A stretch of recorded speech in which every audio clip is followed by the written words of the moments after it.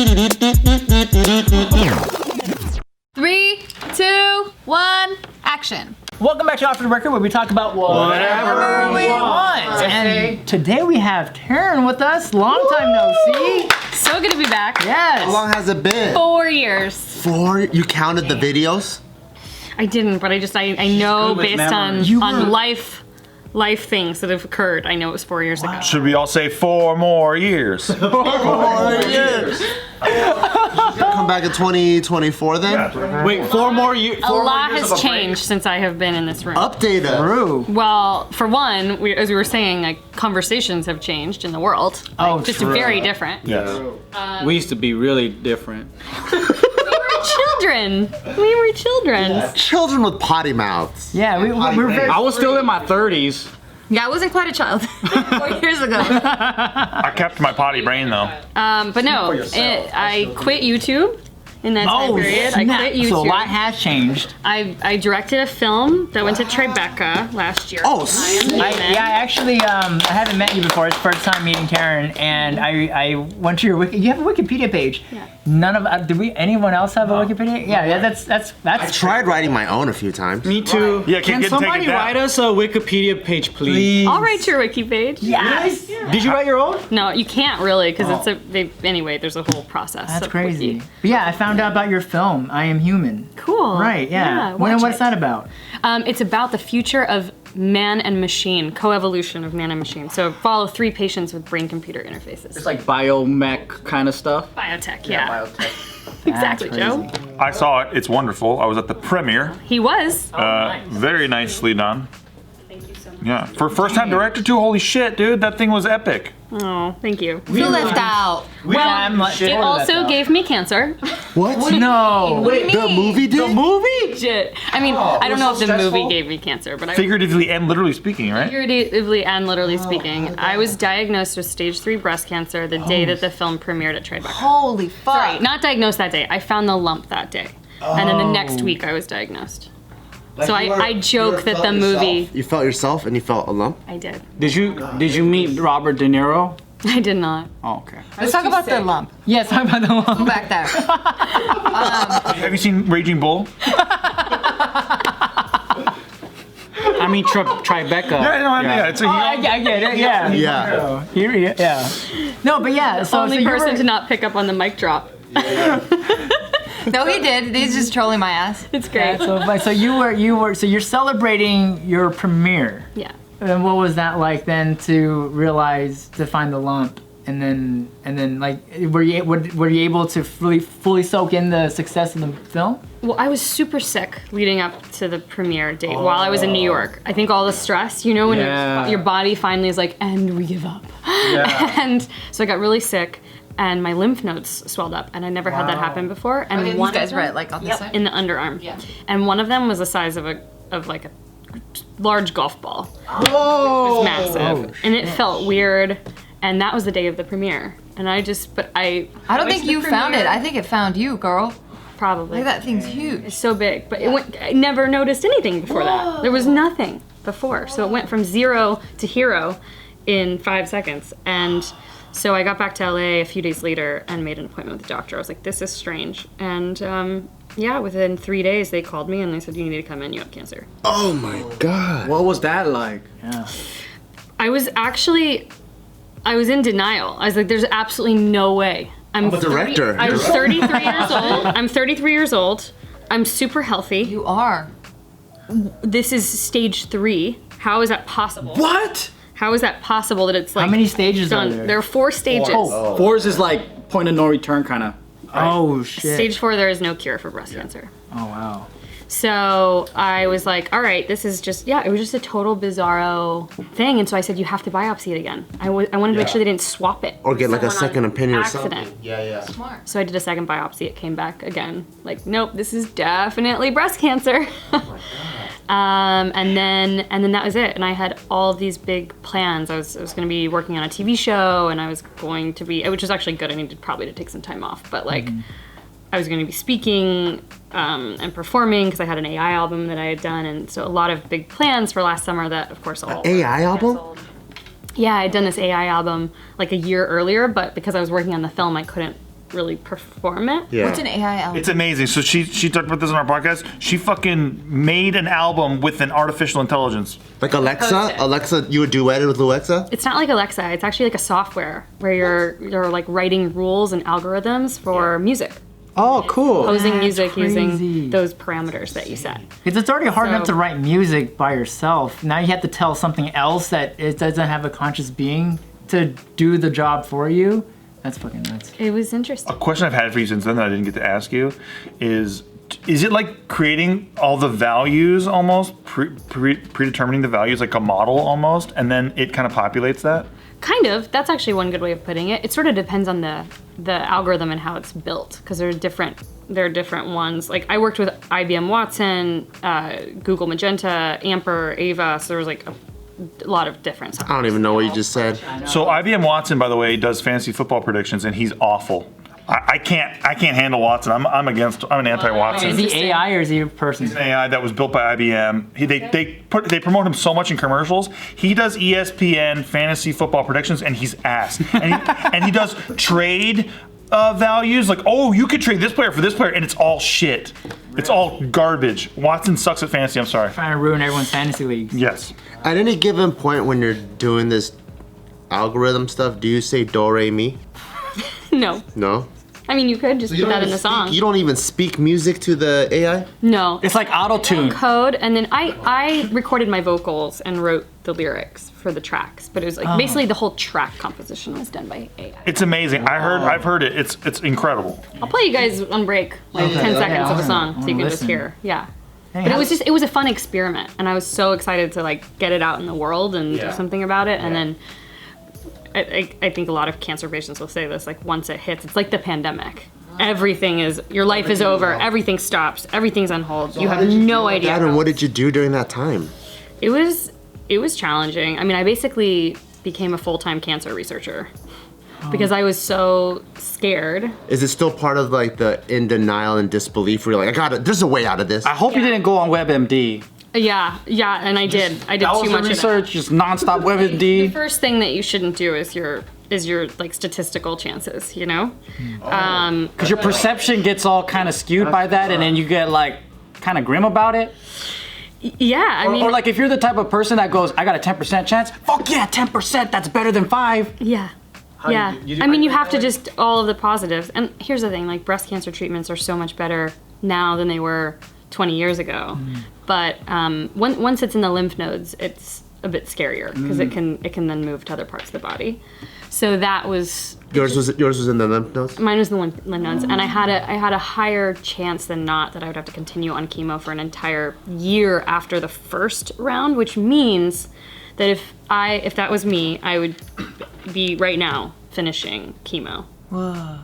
A year and a half of chemo, basically. So what other alternative did you take for not doing the chemo? I did do chemo, but fortunately I landed in the other group, the one that did not have to continue doing the chemo killed it all.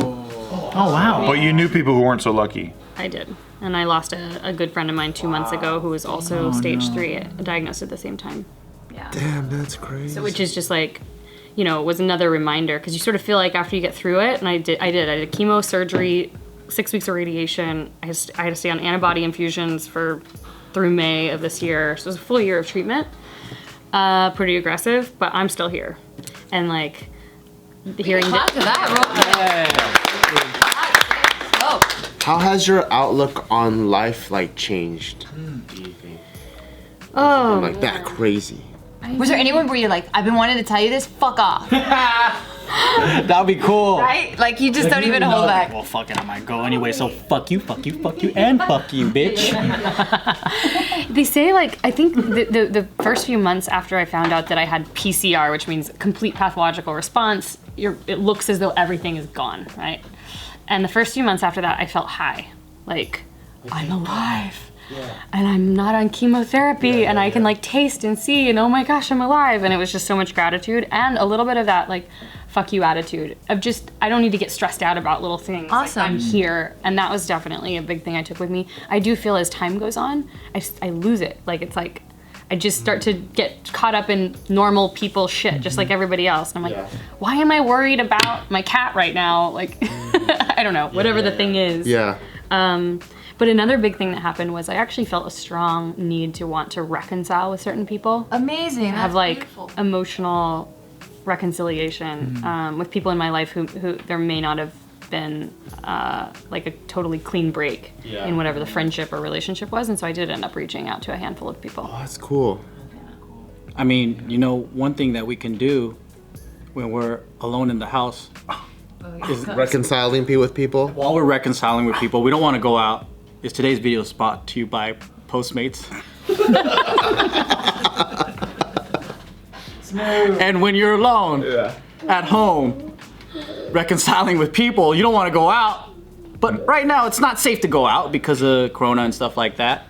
So I have my friends who live with me, and you know, I travel a lot, and I don't want to infect them or anything like that. But what they do for me is when I'm sad and alone, they'll be like, "You want some food?" And I'll be like, "Yeah." They're like, "Well, we're not gonna cook it. We're gonna order it for you." Do they Postmate it where they're like, hey, when you guys Postmate it, you deliver it to my front door and the back door? No, because we have a dog that bites everybody. Okay. So they'll bring it to the front, and then he comes with his made-up face mask, and then he drops it off, and that's it. That's kind of how it works. But I get double Postmates, right? I get Postmated there, and from my mate, he posts it. Your mate does the post. My mate aunt does the post. Yep. So if you're like me and you start thinking about dinner while you're eating lunch and you love food, but sometimes getting into the kitchen and cooking something delicious to eat just doesn't make it on my to-do list, especially when we have kids. Sometimes you just have to time the food while you're driving back home. That's why we love Postmates. With Postmates, you can get food delivered without leaving your house or even opening your front door. With the current state of the world in mind, Postmates created no contact deliveries where they just straight up put it on in front of your doorstep. So you open the door, the person's gone, you can just bring in the food. And Postmate also offers a pickup option now from all of your favorite local restaurants. And it's so important that we support and uplift our communities right now because a lot of mom and pop shops need it. And what's the better way than ordering food?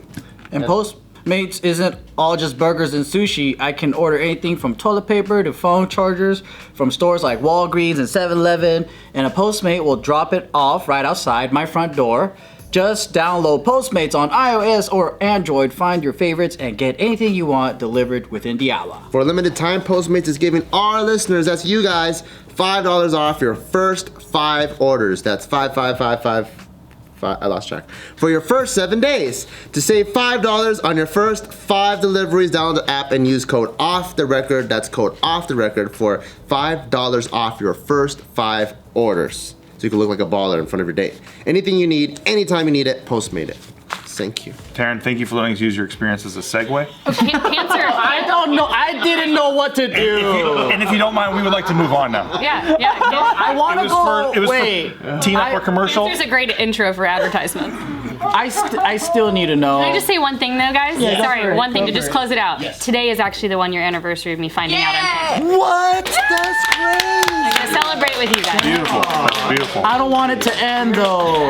Wait, When people want it to end, people want it to No, end. not like that. Like I want to hear more. No, we're moving on, Joe. We're talking about. I want to hear more. Closed it already. Yeah, it was to tee up a commercial. We had to the time. It was. I had to do it. No, jokes aside, I think it's really beautiful that you wanted to go back and reconcile, you know, whatever. That's. I feel like- Thank you. Keep going. Because I feel like it's really healthy. I feel like it's really healthy because yeah, like you'll carry this like heaviness in your heart, you know. And I think when you do feel in that moment where you think maybe this is it for me, like what would I regret? And it's those conversations. Did you ever like go like, because you know a lot of people they go, oh, when I get old, that's when I'm gonna try heroin. Did you ever go like, you know what? heard Seems anyone like say the end of the road is pretty close. Let's go skydiving, heroin, do all the crazy shit. When I was in the middle of my rounds of chemo, Yeah. it was honestly the worst feeling I've ever like physically been through. Like pain. Pain, just like I mean, you feel like your body's rotting from the inside out. I actually on Instagram I made a couple posts where I went into detail while I was going through it, and people were like, "Thank you for like we don't really know what chemo's like. You just sort of see the hair loss and that's it." But it was so bad, and I thought if I had to do this for another year, I couldn't. I couldn't. I'd rather die. What does that feel like, chemo? And I felt that way. I mean, you never know. Of course, every time you like come out of it, you know, you do the thing, it punches you in the gut for a couple weeks, then you start to feel better, and you feel just good enough to go back in and do it again. And so I think that's just how the cycle is. It's like a boot camp. Yeah. You're so strong. That's pretty crazy. Just explaining it just makes me feel like, ow. It's rough. Would you say that you have a different perspective? Obviously, you have a different perspective on life, but could you describe like what that is, just for people who have not experienced anything like that? Like, do you want to call me one of you fucking little bitches out there?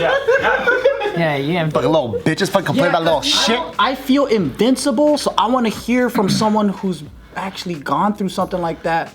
Oh, I really find it hard to not still experience joy every single day.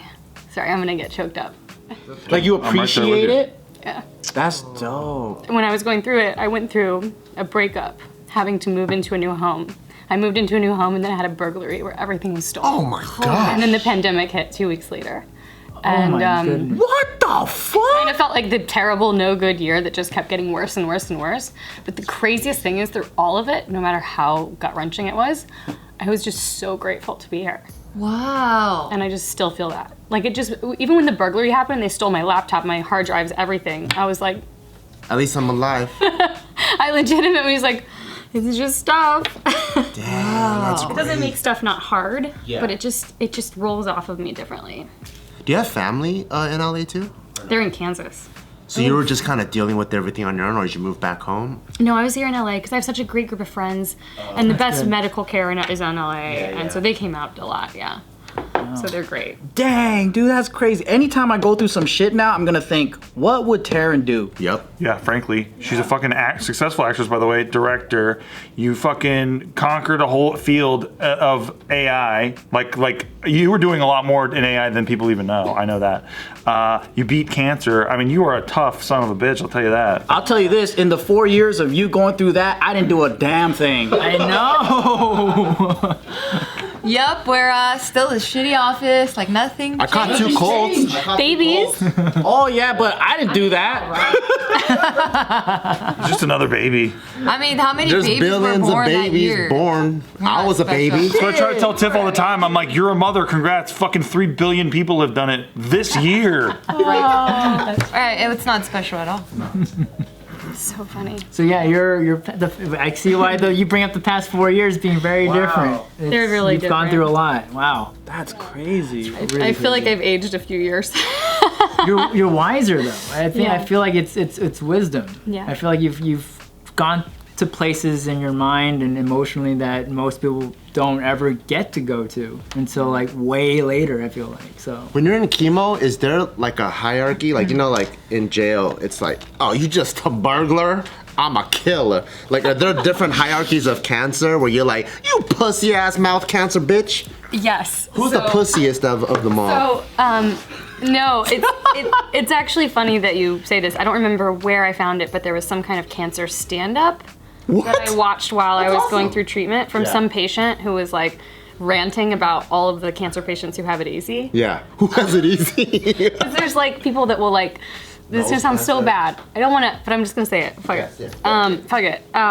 When you tell people like what you're going through, and then they're like, oh, my sister, you know, she had you know, stage 0 pre-cancer cells, and she had to have them removed, and you want to like be empathetic, like Even that? What's that even? I don't want to fight her. Is that like being pre-diabetic? it's as if it's like the equivalent of you guys saying like you lost a child. Yeah. And then someone's like, oh, we experienced that when our little David, like, you know, got into a bicycle on the floor. or something, right? I don't know. There's just a I want very, to hear her example. there's just a very different Yeah. level of experience that one goes through, and even with So they're trying to be nice to relate. chemo, not everyone has to do radiation. It just sort of depends on where you're at and the treatment that's required. And then within types of chemotherapies, they're very different. Some regimens are much more aggressive than other regimens. I mean, it's poison, but sometimes they have to really, depending on the receptors in the cancer, they have to Because it kills the good stuff and the bad stuff, right? That's why it's like so painful. That's why she felt like she's rotting from the inside out. Yeah. Yeah, I mean, you're feeling all of it die. And the smells, like, it's like your body rotting. Like, you smell weird too? Yes. where does the smell come from? Like what is Any actually? orifice. Your glands. Oh. Any gland, any orifice, I mean, just like everywhere, you're just seeping it. Wow. So they did a whole cancer stand-up night? Like all the patients get together and it's Well, all I don't open know. mic? That's a tough room. Some LA does patient kinds of shit did. like that all the time. No, some patient did something online that I watched, and I can't even remember. You also like develop amnesia because it's just the whole thing is so crazy. But I would find all these different resources. And Oh, There's okay. also another woman who did a breast cancer stand-up that was really, really funny. But I found stand-up to be like my favorite thing, and especially when people made jokes about cancer for some reason. It's a coping mechanism. Loved it, and so I started telling jokes about my cancer. Like I went to a party and they were like, everybody say like a fun fact about you that nobody knows. And I was like in a really good mood, and this was halfway through my chemo, it was when I was feeling good. And I stood up and I was like, hi, I'm Taryn, I have cancer. So I may not be up here very long. Solid. Dude, imagine. And everyone was silent. And I was Like, should we laugh right now? I don't want to laugh. I was like, that. I thought it was funny. Tipsy, awesome. you know, like Imagine you're doing cancer stand-up night because you gave me that idea. Thank you. And you give one of the comedians the light. You think they're gonna fucking listen? Like, oh no, I got way bigger problems than your stupid light. 1 minute left. yeah. So that was healing for me to use humor That's awesome. and just be like, yeah, I might die. Like I don't know. Laughter's the best medicine.